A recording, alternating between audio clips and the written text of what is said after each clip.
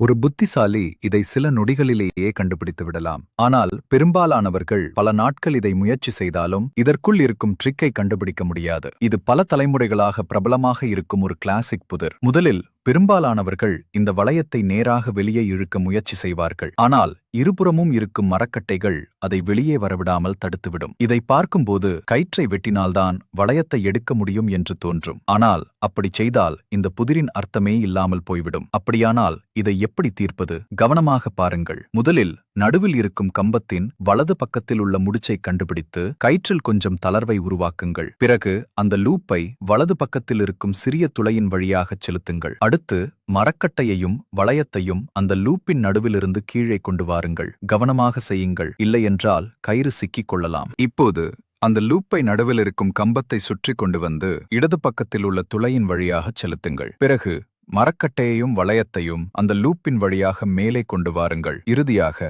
கயிற்றை வெளியே இழுங்கள். அவ்வளவுதான். இப்போது வளையம் சுலபமாக வெளியே வந்துவிடும். எப்படி இருக்கு? செம்ம புத்திசாலித்தனமான ட்ரிக் இல்லையா?